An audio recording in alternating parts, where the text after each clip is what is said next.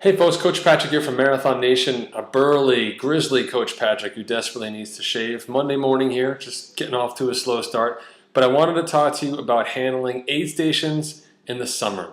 And this is a companion video to the article I've done on managing your nutrition in the summer heat. Now you know that racing in the heat places additional strain on your body. Now if you've been smart and you followed the protocol I outlined in my article, you've done a sweat test and you know the types of fluids that you need and how much you need them. And then you've done the research on what it takes for you to make sure that nutrition happens on race day. Because depending on the race that you pick, it will have different types of fuel. They may be sponsored by a company, or maybe they can only afford, or they dictated they have to have a certain product. And you've reconciled that against what it is you need. If you know you need 24 ounces of fluid that has 750 milligrams of sodium in it, but the fluid on the course, when you do the math on 24 ounces of fluid, again, there's roughly 4 ounces of fluid in each cup at an aid station. You do the math on that and say, okay, it's only going to give me 400 milligrams of sodium. You've got to figure out how to get that additional 350 milligrams of sodium an hour. Now there may be sodium in the products that you've chosen to complement what you're eating on the day, but you want to make sure you're getting that sodium in your fluids. So you may need to supplement with either salt pills, or you may need to choose to carry your own fluids if you so choose. Now, whatever that is up to you. But more importantly is, if you are using the aid stations, how do you use them? And now, aid stations in a road race are not necessarily set up the same way. Typically, it ends up being a table. At a smaller road race, it ends up being a table with a bunch of people at it, and they've got 2 types of fluids in their cups, and that's it. There's no fuel out there in a generic road race, in your hometown or whatever. So these smaller road races, they typically have 2 cups, and they're not going to tell you what's in the cups. You've got to ask. And in general, we're looking for that sports drink, the one that you've researched, so we know we're getting the sodium in. Water in general on race day is not so great because we're not getting in the sodium with that water. Okay, water is great for cooling yourself off or rinsing out your mouth, but we're not really taking in a lot of water. We're using the sports drink. Okay, so when you get that, when you find the person who's got the sports drink, as you're running up to the aid station, you're actually calling out. You're like, I want Gatorade or Perform or whatever it is they've got out there. You're going to run up and grab the cup from the volunteer. You want to make sure that you're getting your fluids in. And if you're concerned about getting your fluids in, it's absolutely worth taking a couple steps, 6, 8, 10 steps here to make sure you drink everything in that cup. And if you need more, if there's not enough in that 1 cup, you may need to get another cup and have 2 so you can make sure that you're getting all the fluids in you need. And the best way to do it is actually make sure that you've actually pinched the cup at the top closed. If it's a paper cup, ideally, or wax paper cup, you can pinch the top closed so you can drink it without spilling. If it's a regular plastic cup, you may be able to bend it a bit before it cracks. But you basically want to make sure you're getting all that fluid in as you can. Okay, so you're going to hit that aid station, get the cup of sports drink you need, make sure you're going to drink it all, and then you're going to pick up your pace and head out the other side. Okay, on those hotter race days, you're almost hitting every single aid station, breaking up your fluid requirements across multiple stops. If you're a 10-minute miler, that means you're hitting at an aid station every mile. That means you're hitting 6 aid stations an hour, which should be sufficient for almost anyone to get in your fluid needs. If you're faster, you get more aid stations in that hour.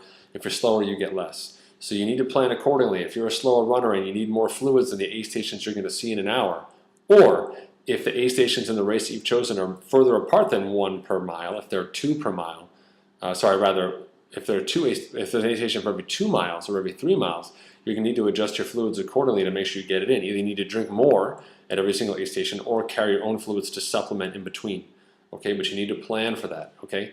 Now, in terms of the fuel that you have on race day, most of the smaller road races will not have energy gels or whatever it is that you like to eat that you've trained with, which means you're going to need to carry them with you. You can either choose to carry them in your hands. Some race belts have little slots or pockets for gels. Race shorts can have pockets, or you can wear something like a fuel belt that has an additional pocket with a zipper on the side.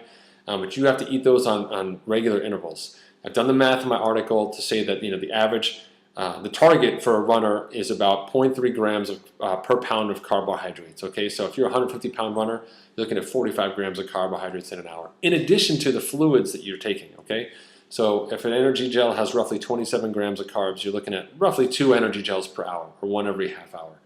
And so you're going to be taking those in as you go. Okay. And so if you've got them in your pocket, say you're doing a half marathon, it's going to take you 2 hours. You need 4 gels or 3 gels, and you're going to get through the last half hour on your own. I always carry the extra one to be safe, but you've got that gel. Okay. So every 30 minutes you're hitting that gel. Ideally, you've got it synced up with an aid station, or you're close to an aid station, so you can have that gel and wash it down with a little bit of your energy drink, so you're in a good place. Okay.